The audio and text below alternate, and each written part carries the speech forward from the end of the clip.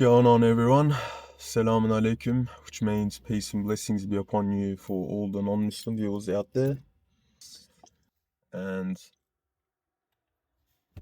I just want to talk about the topic of shirk, which means attributing partners to God, to Allah, right? And with my podcast and the way I speak and what I say, since I'm not a scholar or an imam or a sheikh or a person that's a part of an organization that has a title, I don't really, go into a building and, have a computer in front of me and talk from resources and quote and use, all the formal ways that people normally do. So I do my own research. I listen to podcasts, I read, and I just speak as it comes. So for anyone out there that's listening, take the good of this, leave the bad. These are just my own personal views and experiences. These are my opinions. Everyone has mistakes. I have mistakes. These are from my own life experiences, and it's obviously to preach and to give a different perspective, a different insight from a different angle. But yeah, read the disclaimer as well. I'm not aiming this at any organization or any individual, and please feel free to disagree to, many of the things that I comment or say, and just take of what I say, like take of what you will, and try implementing it into your own situation. Take the good, leave the bad. But focusing on the topic of shirk, right? When you look at it, a few hundred years ago, 1,500 years ago, in our Prophet's time, or even longer than that in history, you pretty much mainly see that people used to worship, idols and fire, or they used to worship the sun. And even it's not even about history anyway, it's people worship many different things today, right? Each to their own in that sense, but when we look at it as a Muslim, the idea of it is generally Muslims see that and be like, oh man, like you've got to be so stupid to worship a stone, right? Like an idol made out of rock, or even, attributing it to other religions in today's day and age. And I'm not going to comment or say anything about it because, again, each to their own. I'm not here to start a political argument on what should be worshipped or what shouldn't be. I'm here to focus on the idea and bring it to another perspective that I feel like Muslims don't see. Because I'm a Muslim, right? I'm 29 years of age. I come from a religious background. I've grown up in a religious environment, and I choose to reflect on my own point of view from a sense where a lot of people, I feel like, are skipping this and they're not seeing it from this point of view, right? And I can speak about it because it's the religion I believe in. It's my own experiences. But shirk isn't necessarily bowing down physically to an idol in front of you that's made out of rock, or to an animal, or to fire, or to the sun. Muslims, we claim very clearly that God is one. There's only one God, and our Prophet Muhammad sallallahu alaihi wasallam is our last and final messenger, right? We claim that crystal clear, written in gold, right? But when you look at it deeply, shirk can be many, many different things, right? For example, an algorithm, right? I don't follow an algorithm when I started this page, right? And I've heard from people, and I've seen on social media, there's like, 1,000 videos on this is how you get famous, this is how you get viral, you have to post this many times and you have to follow the algorithm. and you have to follow the trend, and you know, you got to go a specific direct way. So when you look at it in that sense, that to me right now, in my point of life, is still considered shit, because you are now attributing powers, right, to an algorithm. You're saying that the patterns of the algorithm, you know, of the trends, of what follows and what goes viral and what doesn't, and now you're trying to shape your way around it and bend, you know, your ideology, your identity, your, you know, videos and all that. And again, it's not about, oh, you know, you're a non-believer and you've committed shirk. No, it's, there's, in religion, Islam, very clearly there's major and minor shirk. Yeah, there could even be unintentional shirk, in the sense where I've done a mistake, like giving on my example on my behalf, right? One of the shirks that I've done in the past is thinking with work, right? Because I'm a workaholic and I used to work a lot. I used to sit down and I used to be like, if I do A and Z, and if I work this many hours, you know, let's say at $40 an hour, and then, you know, times it by 60 hours, and then it equals to this much, and then times it by 52, and at the end of the year you get $100,000, and in 5 years you get $500,000, and you write it in pen and paper, right? And I've tried it for many years, right? But each time I failed, like something went wrong, you know, the car broke down, or I ended up blowing the money, or business didn't go well, or, you know, my costs outweighed, you know, what I was earning. I did stupid stuff, or I couldn't even work the hours that I intended to work. I got sick. And that's the thing with life, right? If life was A to Z, if it was pen and paper where you write it down and you say, I'm going to do this and it equals to this. If it was 2 times 2 equals 4, you know, it's, life would be very simple. Everyone would have the answers to life then. But from my experience, and I found out this the very hard way, going through a lot of difficulties, a lot of pain, losing jobs, hurting the people around me, hurting my loved ones around me, eventually ending up in prison, right? Just everything went wrong, one on top of the other, because I just kept, I'm a very stubborn person into, like, that's a bad quality of me as well, where I just, if it doesn't work out, I'll go nuts. Like, I used to go nuts, and I used to just drive myself crazy, saying, nah, like, if I didn't make money, I'll work 50 hours. If it didn't work, I'll work another 10 and make it 60 hours, and I'll try this and I'll try that, and then at the end, I'd get burnt out, right? So that's being greedy and, you know, committing shirk in a way where, because you are now putting God's plan out of the equation and you're implementing your own.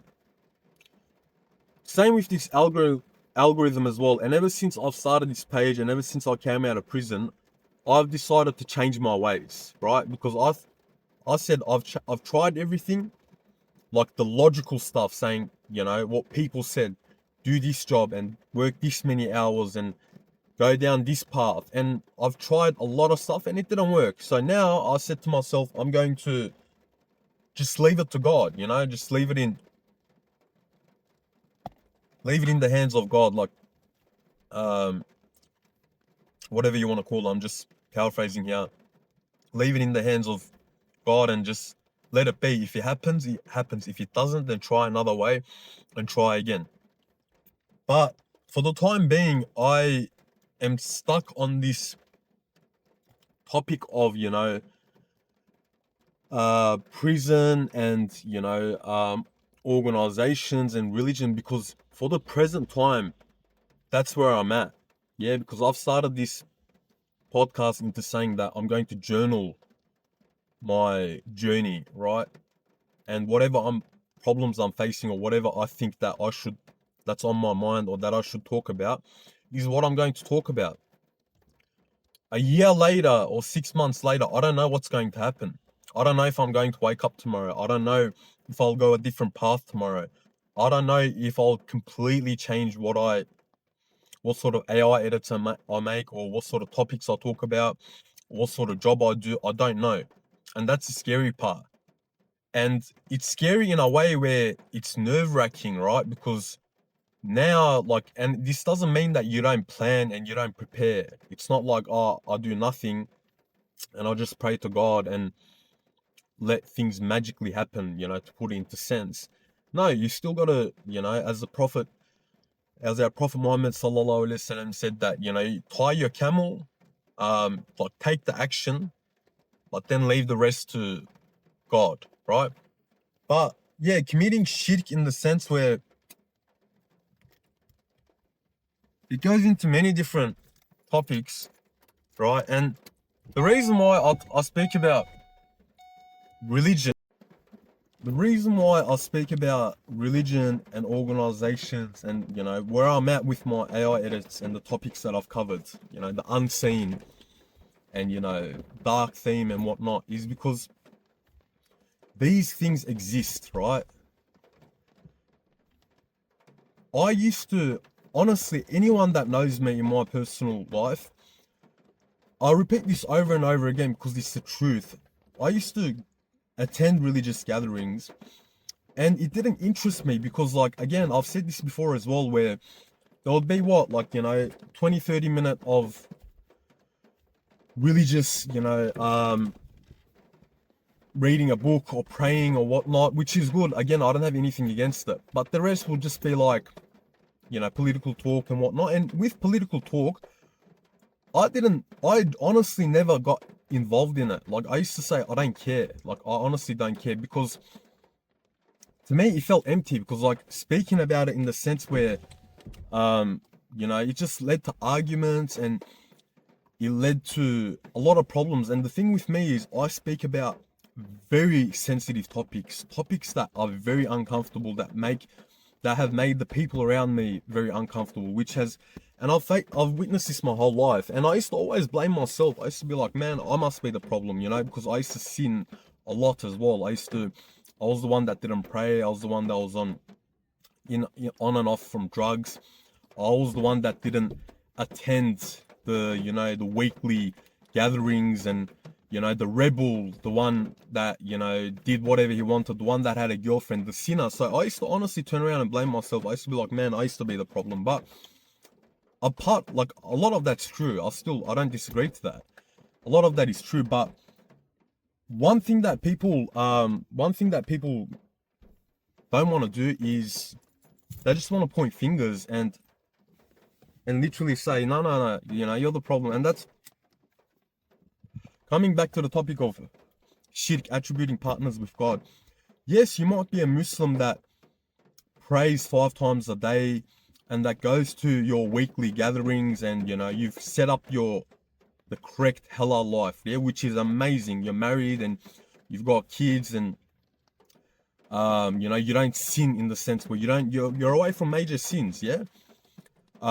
Drugs, sex, alcohol, clubbing, yeah. So the only question that used to, honestly, and this is the question that used to come to my mind for years and years and years, I used to look and ask, I used to be like, man, I know my sins, right? Like, I know it's very out there, and like, generally I wasn't like proudly bragging about it. And this isn't, again, the only reason why I say all of this isn't to promote sin, but it is something that I have to include to get my point across. Yeah, it's not something that I'm proud of, but I have to state this for people to understand, for the viewer to understand exactly what I'm talking about. Yeah, because if I try hiding it, then you're not going to understand what I'm talking about. I have to be very open and raw. But fucking, it's raining and the car's getting wet. But anyways, I used to be like, yeah, look, I smoke, and before I used to smoke weed, and I used to be like, oh, I have a girlfriend and I'm not married. I used to be like, yeah, these are my sins. So like, I must be the evil one, right? Like, I'm the problem. That's very clear. And I admitted that. So I kind of pulled myself away. But what was happening is I was getting further and further away from God, right? That's the bad negative effect of it. And that's what I feel like a lot of people go through with religion, right? when they see the actions of humans, not religion itself, whether it's Christianity, whether it's Islam, generally all religions, not that I support in the belief that, you know, God, or there are gods, or God has partners or anything like that. No. The bottom baseline of all religion is peace, right? It's, when you look at it, religions of all sorts promote for you to be kind, for you to, you know, not steal, for you to not commit adultery, and for you to respect others. This is like the bottom line of it. And then it differs into many other categories and ways, which I'm not going to get into, but I've got to finish this smoke off because the car's getting wet. Fucking hell. Anyways, but what happened to me was, because of people's actions, right? And again, I'm fully admitting, even over the years, I used to be like, yep, I'm the problem. But I started getting further and further away from God. And I'll tell you very clearly, and I feel like a lot of people, the reason why they continuously sin or stubbornly, you know, refuse God and faith and religion, and they, you know, they try closing their hearts to it in a way where there's obviously two sides to a story. Yes, there are the people that stubbornly reject it, saying, nah, I don't believe in a God. Yeah, those people, whatever, like, each their own. But we can't know what's in everyone's heart. So I can only speak on a general basis, right? It says very clearly in Islam that you can't open up anyone's heart and know their true intentions. Only God knows that. So my job is to only speak on a general audience and not to pinpoint what anyone's intentions are. But for the people that have there are people, and I was one of them, that have a spark, a little tiny, an atom's worth weight of hope left, of faith, even if they're neck deep in sin, doing every wrong action that's against the book, against the books of religion, you know, being the outcasts in the way they dress, in what they do, but they still have that hope, right? And I feel like there's a lot of people out there, even the ones that are, you know, in the clubs on Friday and Saturday nights. And I'm only stating this very clearly, not to be judgmental or anything, because I live in Australia, right? And you got the nightlife, and today's day and age, the nightlife is mainly alcohol and going out and picking up girls, and, you know, that's mainly where the sin lies, you know, generally for the community. And it goes into deeper sin of other kinds, but that's just one example. But yeah, whatever it is, or, you know, having a relationship outside of marriage, you know, taking drugs and whatever it may be, like the big crosses, the ones that's like a big no-no. You see this, and, you know, and people continuously do it, and we're surrounded with so many scholars and so many imams and so many organizations saying, don't do this. And you open up, and, you know, again, the technology is out there where it just takes you 30 seconds to reach the most qualified men and the most qualified information from the most authentic, you know, resources. Yeah. Like, you didn't have this 500 years ago, where if you Google search a name, a scholar with a person that studied for 30 years, let's say, the books in and out, is right now in front of you, in the comfort of your own hand. Like, whether you're in the bedroom, whether you're in your car, wherever it may be, and now you've got all of his resources right in front of you. But yet we still don't see a change. And this goes on to two ways. Yes, we all have to look at ourselves and keep ourselves held accountable. I'm not trying to play the blame game here and say, and put everything on scholars and organizations and say you're wrong and I'm right. No, there's two sides to a story. But I have always been the one, generally, and again, I have mistakes as well, but generally I've admitted my mistakes. And you can see on my page, if you follow from my very first podcast to my hour edit, I'm very, you know, outspoken and very honest in everything that I do. I don't hide it, right? But the problem is the ones that don't do the action of others in their sins, they need to realize, yeah, because there isn't a lot of people that criticize organizations and people with titles and all that. There isn't. And you could sit here and be like, oh, you know, he came out of prison and look at him, he's acting like a sick cunt. He's acting like a tough cunt because he's picking on scholars and people that aren't in the crime life. Why don't you speak about, you know, criminals and your jail experience and talk about the bad crowd, you know, and why don't you act like a hard cunt towards them, you know? And these are just, you know, assumptions that I'm thinking that the viewer across there might think, right?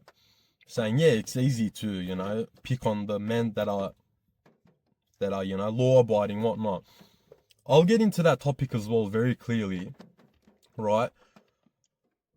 I could sit here and talk about my prison experience, which I have in many of my AI edits and whatnot, and I will get into the topic of it since I brought it up as well. Prison, number one, right? And I'll say very clearly, it is the most disgusting place ever, right? I don't hide that. If you want me to, for the viewers, these are just assumptions, right? I'm putting on a a mode where I'm trying to reflect on what the viewer across me might think of me, right? Trying to reflect on, you know, put the mirror to myself and say, what would the viewer see from this, right? And this is, I feel like this is one of the topics that the viewer might question, right? I've been in there 4 months. It wasn't a very long time. There's people that's done years and much bigger crimes and whatnot, right? And again, very clearly, it is the most disgusting place ever, right? It is the last place I ever want to go back, and I'm trying to do my very best to not end up back there, right? But the reason why I don't generally, honestly, and this is coming from the bottom of my heart, I don't talk shit about the people in prison, right, is because I genuinely, one, from God's protection, that's above all, right? But with prison, the number one rule that I've known, and a lot of people that have been in the system would understand this, right? Prison can go two ways. There's a very clear rule. If you go in there, and it was my first time, and it was a very scary experience for me, yeah? And if you want me to be even more honest, it was a very scary experience for me. I had, my first week, I was withdrawing from weed, right? Where I couldn't even, I went in there at like 58 kilos. I'm currently 78, 80. So like I only smoked weed. I haven't touched any other drug. And again, stay away from drugs of all sorts, right? This isn't to promote. This is, I have to give this example very clearly for people to understand the bad effects of drugs, right? It came to a point where my system was shutting down, right? It was shutting down, like I was going towards death. And I remember before I even went in, I went to the emergency hospital, 2 emergency hospitals, 3 times, right? And I tried checking myself in. And I waited at the emergency line, and I went in and they said, what's wrong? And the thing is, I was still dressed like this, and but I was like stick and bones, right? And I told them, I'm like, look, I can't eat. I go, my body's shutting down on me. I go, I'm losing a lot of weight. I can't eat. My body's refusing to take any food, you know? And I was like getting scared to the point where, you know, I was declining really bad. And they asked me 2 questions, right? 2 questions. They're like, are you suicidal? And do you hear voices in your head? And I still remember this.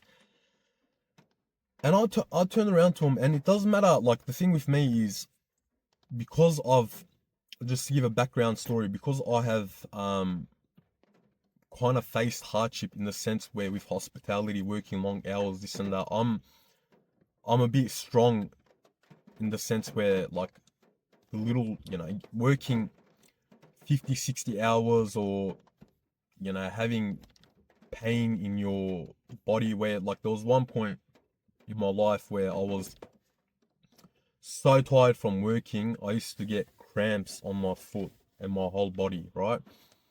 And there was one week, this was before I went into prison, I went 80, 90 hours without sleep, like my body, because like it just, the mind doesn't shut down.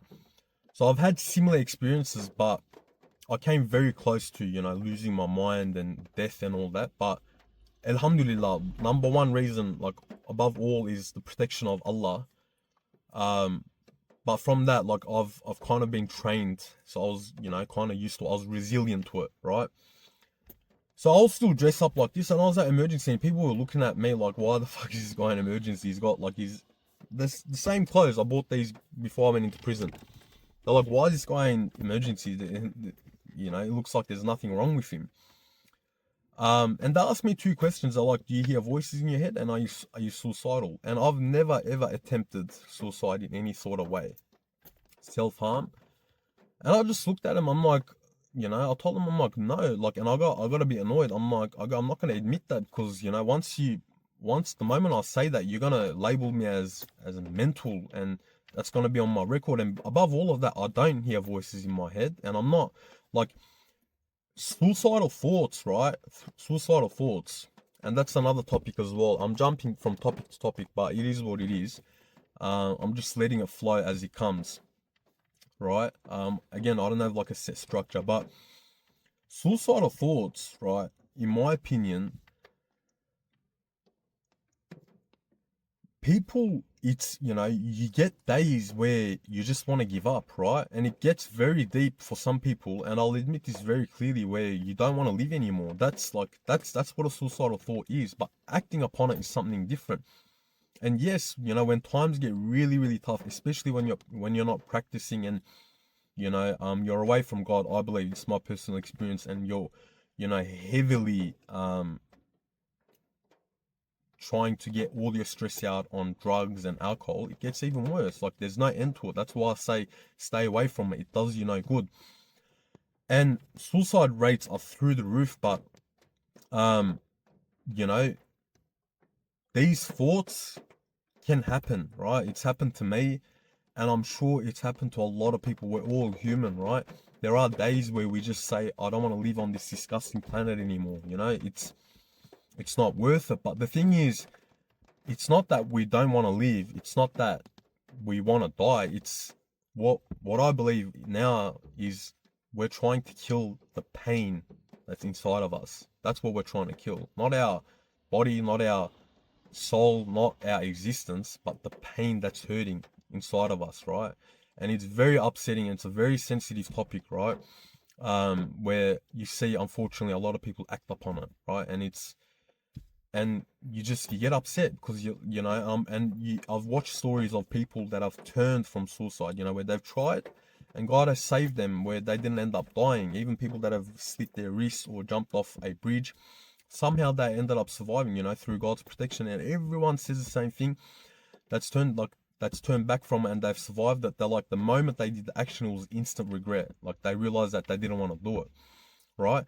And they've asked this question to me very clearly. I go, no, I'm not. Like, I'm not suicidal, and I don't hear voices. So they're like, we can't admit you into the hospital. I'm like, all right, fair enough. But I told them, I'm like, I can't eat. I go, can you at least? I go, I can't sleep. I haven't told them. I'm like, it's been, 80, 90 hours since I slept, and I'm like, I go, I need to just rest. I go, my body's shutting down. Anyways, be it. Everything, God always has a plan. This is just to explain. This isn't to say, oh, I wish I did this and I wish I did that. Like, whatever happened. It's all within God's plan. But yeah, I've tried checking it, didn't work. But back to the story of ending up in prison. So that's in a sense where I've said this in my other videos as well. What seems like the end of the world to us, there's always a blessing from God that comes out of it. And when I went into prison, it took me about 5-6 days to, and you see this with, I've seen it myself. The first part, when you're going to a assessment prison. So it's in the city, and they assess you, and then they send you off to maximum or to B grade, right? They kind of keep you there to see how, what sort of prison you need. And I got sent to B, which was the one below maximum, which is better, yeah. That's the one you want to get into. But if you get into trouble and you get into fights and whatnot, and you get yourself, and you don't listen to, the rules and whatnot, you'll automatically get sent to A. And it depends on your charges and whatnot as well. I don't know too much into it, but another thing is you're only meant to be there for a few days, but the prisons right now in Melbourne, they're very overcrowded, right? Very overcrowded. So we ended up staying in the city prison for 3 weeks, and it's not designed, the cells aren't designed to accommodate you for 3 weeks. They're much smaller. It's a very old prison, and it's just overcrowded, and there's constant people coming in and out. But I came in, and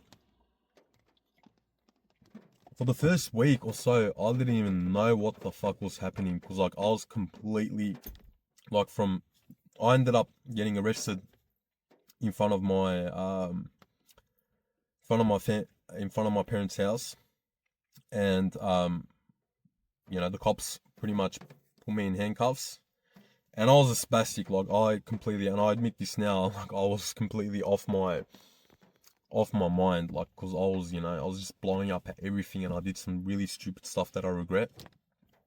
They were about to actually pepper spray me, right? And I was, because I was 60 kilos, I didn't really have much weight on, but I was about to get pepper sprayed. But anyways, they put me into the divvy van, and off I go. I'll get more into the detail of it in another podcast, explaining more into it. But just going back onto the topic of why I choose not to, I guess, criticize people in prison and talk about the experiences. It's not because I sit here and be like, oh, I can't because I'm scared and whatnot. Yeah, like, I've been in that environment and whatnot. It falls down to two main categories, right? If you honestly put your head down and you just show respect, and like, you actually don't genuinely look for trouble, right? You'll be all right. Yeah, you'll generally be all right. Again, it's a disgusting place where trouble will find you even when you don't look for it. Yeah. So I did everything I can to just be respectful and to just put my head down. And the thing is, people automatically feel it because they, it's just all about respect there.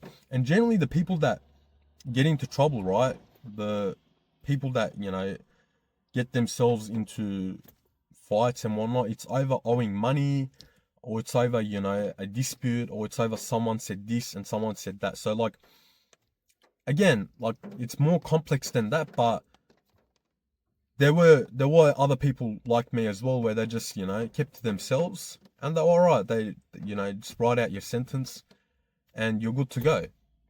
Right? That's the life. That's the golden rule of life anyway. If you don't look for trouble, you're not going to find trouble. But another point to factor in is, prison is a place where it's full of people that I feel like are just abandoned, right? People that are homeless, people that come from really broken families, people that were in the wrong environment, people in the wrong place at the wrong time. And you realize, and like, I'm thankful, again, like, with the good and bad. The good of this is I survived. Like, I got all my treatment. I got checked up by doctors. I had my 1 week where I came off the drugs. It's I forgot the word for it. That 1 week where you're, detoxing from the drugs. And I started eating, and I came out, actually, when I was at the end of it, I came out like 88 kilos. I was much healthier. So it was rehabilitation for me, where, in the sense where I rested, I got my sleep, I came back to my health, and I thank God every single for that. I thank God every day, every single day for that, right? Because I just say, what if I didn't end up there and I ended up dead, or what, or something, or the crimes could have been worse and I did something even more stupid, yeah? And that's what God's blessing is. Like, at that time, I thought it was the end of the world, but now that it's done and dusted, I look back, I go, you know what? God literally pulled me out, like, again, speaking, paraphrasing it in the sense where God literally got me out and threw me in there saying come back to yourself, recover, and then get back out, or else you're going to end up dead in a ditch, or you're going to end up doing way more than 4 months. It could have been 10 years or 20 years or whatnot, you know? So that's the way I look at it. Like, it's just victim mentality. You can look at it both ways and be like, oh, you can cry over it and say, oh, but, you know, I've been into prison and my life is over, and it's hard, yeah. And that's another thing. And you see a lot of people in prison where they end up there, back there, like, honestly, there were people that ended up there 15, 20 times, right? And again, this isn't a judge, this is just the simple truth of it. But I've said this as well, you rather learn your lesson or you don't. Yeah, so this is me criticizing that part of it. Like, it's very obvious, you know, and there are people there that have been there 2 or 3 times, but beyond the point, you don't know what the person's going through, right? But again, if you've been there more than, like, you know, a few times, like, clearly you're not learning your lesson. You know, I could have been the same as well. It's been like 3 months or so.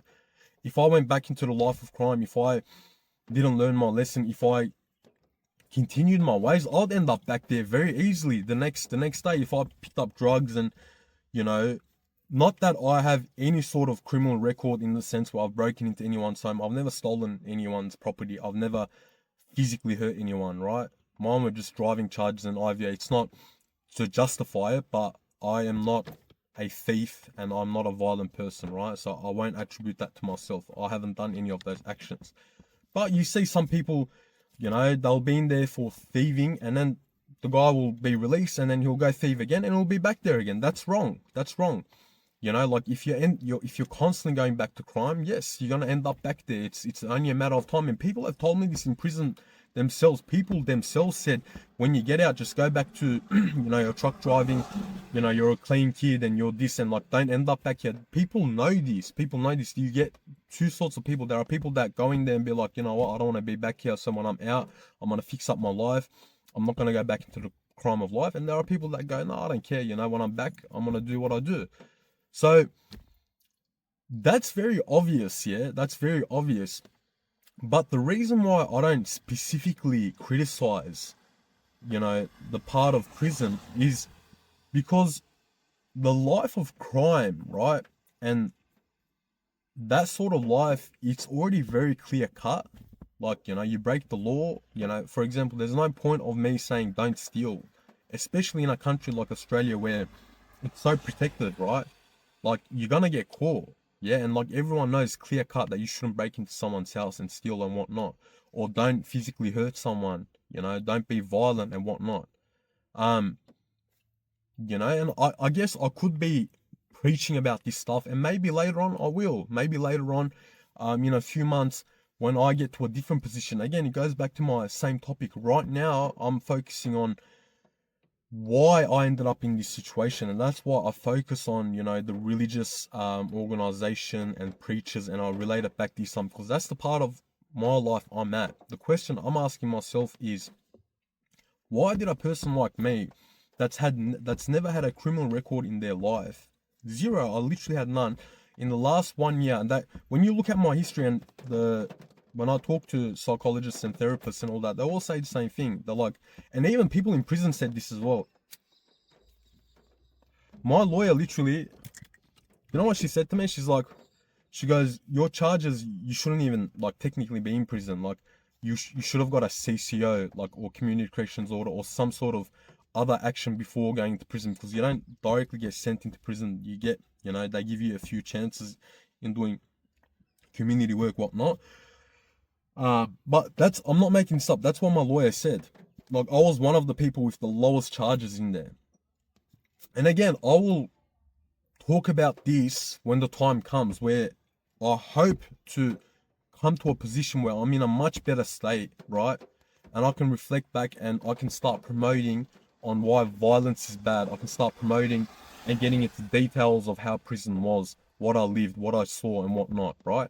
But this isn't the time for that, right? Because I choose to talk what's in my heart, what I'm feeling right now. And what I'm feeling right now, it's still fresh, right? And it's not the victim mentality of, you know, I'm trying to get away from that victim mentality of when the viewer sees me, And every time, you know, they pick up the camera, they go, oh man, he's blabbing on again about prison and get over it, this and that. That's what I say to myself. So I got to try moving past on that point, and hopefully when I get to a better place, and I might have more audiences and a bigger outreach, and then I can specifically talk about topics like that, right?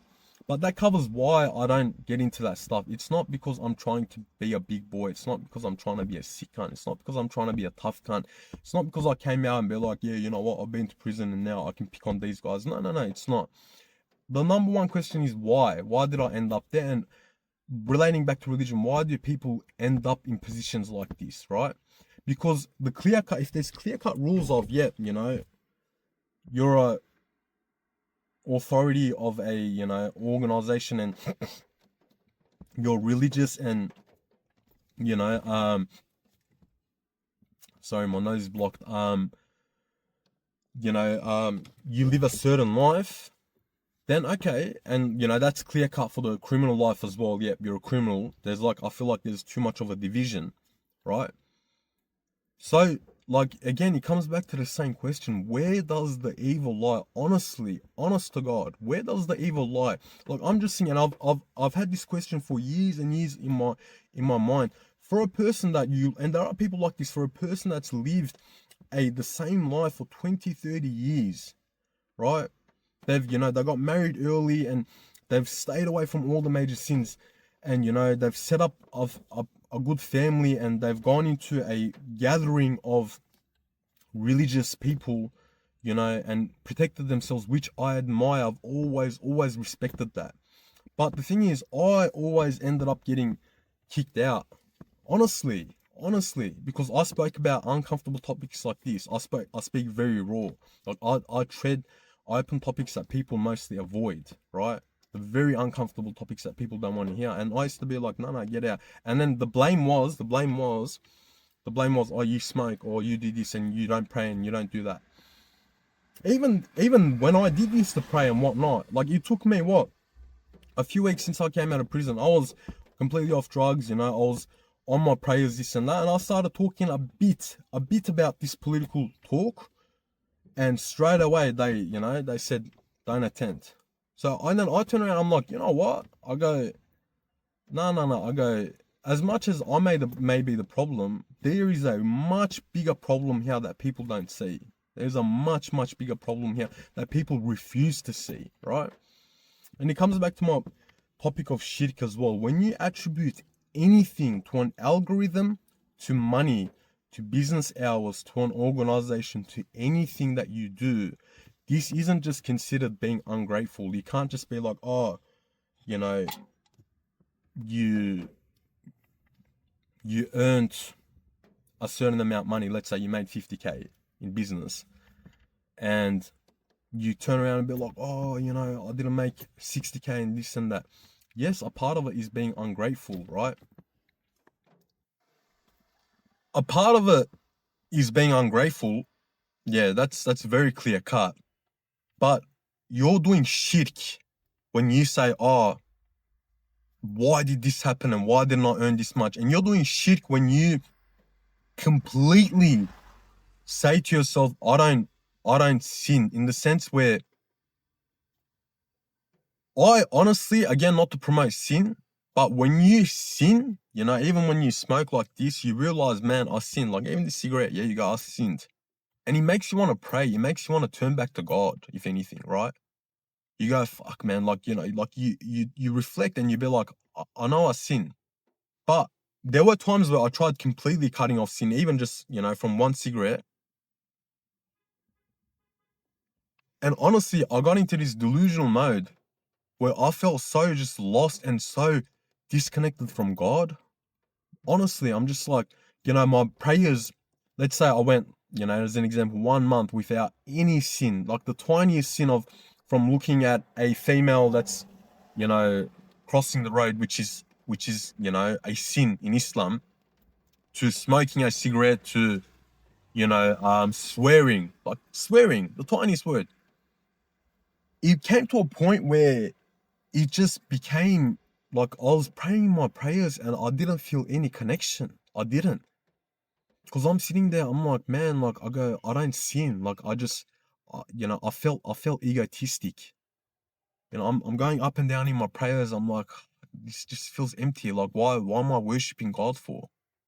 And it just became like a mundane robotic task where I didn't feel a connection. And this is another part to look at it. Like it's not to promote sin. It's not to say go pick up a cigarette, go, do this and go do that and go start swearing. No. There is going to be sin always. The devil does not disappear. Like nowhere in religion does it write this. Like where if you do A and Z, the devil, Satan, bye-bye. It says very clearly in Islam that Satan, the devil, will be, like in Islam, it says clearly that each person, each individual is assigned a devil, their own devil, from day of birth. And it says in religion that in Islam, when a newborn is born, the reason why they cry is because the devil comes and shows himself to the baby or whispers, and then the baby gets scared and starts crying, right? Now, I'm talking about the unseen, right? I'm talking about, and this is what I do in my AI edits as well, the unseen and the dark and all that. And honestly, people can turn around and be like, man, this guy's delusional. And I get that, right? Because when you talk about controversial topics like this, right, you become labeled as the crazy one. It's like, bro, this guy has lost his mind. He's talking about, thoughts and voices in his mind, and he's talking about, this example of, the unseen. It's like, okay, I understand that. I fully understand why you can think that, but I believe in Islam, and Islam and the Quran and the Hadith say this very clearly that these exist. Why do people want to ignore these topics? Why do we want to act like what we say, the voices in our heads, are just thoughts? They're not voices in our head. They are thoughts. We have a soul inside of us, do we not? Are we just made out of flesh and bones? Are we just like a 90-kilo meat walking around with no soul? When did the thoughts, our thoughts, our thoughts become our inner voices and hearing voices and, going crazy and all that? When did society turn it into that? When did the unseen become something magical and fantasy and it's like, whoa, you've lost your mind? Why are people not talking about this, right? And this another topic that makes people very uncomfortable when I talk about it. And I feel like it's the reason why I got exiled, again, from programs and from religious gatherings, because I speak about these topics and, from religious people that have their qualification and whatnot. They don't want to hear about this. They go, no, that's not important. We have to, like I look at my degree. I've studied, I've got 20 years. I've got a university degree. I've got this whole backup of organization behind me, and we have to go this way. And again, I choose because I'm stubborn. I go, nah, I'll do whatever I want. Even for my algorithm, I don't bend down to the algorithm. I don't care if it gets 50 views and 100 views or 200 views, because I make my own algorithm. And that's the thing that people don't understand. You're trying to bend your way into and shape your form into an algorithm. Do you think that viralness goes off from obeying an algorithm? What's an algorithm, bro? I'll tell you what an algorithm is. It's someone dancing for 30 seconds and making a fool of themselves, and it gets 5 million views. What? So you're gonna now bend your whole life and your whole character into that algorithm? Is that what it is now? So, like, that's the thing I don't understand. I've never understood that as well. I've always did what I felt was, most comfortable to me. What I felt was right, even if it was wrong, even if it was a sin. I'm like, no. And I had that one spark of faith saying, you know what, like, And this is what finding religion is. It's not, you hear the stories of many stories of 100 years ago, the person traveled, of companions. They traveled for years and years to find the prophet. They traveled, across the deserts, to find faith. Back then there was no cars, there was no planes. It took months for you to even get from one city to another. But now that finding religion is, in today's day and age, that's what it is. And people, again, it's not to promote it. That's people find, and that was my path into finding God, because I used to always say, no, I had that one spark of iman. I'm like, this can't, I used to be like, this can't be Islam. This can't be God. Like, I cannot be exiled. I say this very clear cut. I cannot be exiled to hell because I'm a sinner. Like, because I dress a certain way, because I swear, because, I've smoked, I've done drugs, and I've had girlfriends. I go, no, I refuse. I refuse to believe that. And he made me refuse to, which is wrong, to bow down to God and to pray. Because I kept my intention open, like in the sense where I admitted there's a difference, there's a thin line. The moment you proudly and stubbornly say, yes, I sin and I'm proud of it and I don't care, that's a different story, right? That's when what I believe is God will seal your heart shut, and then whatever word, whatever preach, whatever video, the whole world can try to convert you and, try to make you a better person. But if you, and everyone knows this, if you are shutting that inner voice, that thought of yours constantly, because we have a moral compass, yeah? When we are born when we're born, when you see a child, they're innocent. We aren't born evil. And then as we grow up, we shape our ways in which path we want to take. And this continues on until our very last breath. And that's your inner thoughts, right? If you continuously, repeatedly shut it down, saying, no, I have a girlfriend, I sin, or I drink alcohol and I do this, but I refuse to see this as a sin, and I'm happy with it, then yeah, you're not going to change. And the same goes with someone that has been practicing for years and they haven't changed their ways of life. Because what happens is, now, if I felt that in a month or a week where I've completely shut off sin and I have zero, that's just me, and everyone is different to their own thing, but I don't get taste from Islam. And I just wonder, I'm like, how do you go on for years and years and honestly, I used to, I'm going to be very honest, I used to go to, religious gatherings.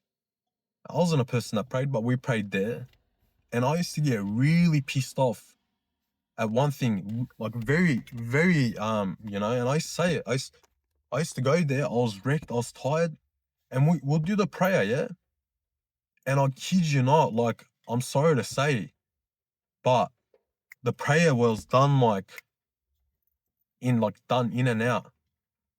And I used to look around and I used to be like, what? What the fuck? I understand, each their own, you can pray how you want, but we're in a gathering, right? And it was done within minutes. And, there were the religious preachers there with the qualification that are supposed to know about religion, that are supposed to say, don't do this. But, it was just get the prayer out of the way. We used to go in there, do the prayer, and then, do what? Again, 15, 20 minutes of just literally religious talk from a textbook, from the actual tradition itself. And the rest, I kid you not, is just laughter and gossip and business. And it's oh, what you do over the weekend? Oh yeah, I did this and I bought this car. And even during the religious talks, when I'm trying to gain that spiritual goodness, right? We'll just turn, we'll read one line of a text from the book, which is where you're meant to get the knowledge from, and focus on that. And it'll turn into towards the end, I've stated this many times as well. We'll read one line of the book, and then it'll just turn into Oh, yeah, I think that this relates to this. And last week, my, my dog ate this, and, I was really upset, and we had a barbecue. And then someone else will add another story saying, yeah, my aunt and, my cousin came over, and, you know, relating to this topic, I feel like, it relates to that. And then someone else would add a sports metaphor. And then I'll just sit there and be like, are we at a cafe? Are we at a, like, let's just go to a shisha joint and just kick back while we're at it. Like, why are we calling this a religious gathering? Because clearly, like, you've labeled it as something, as religious gathering, but don't kid yourself, bro. Don't kid yourself.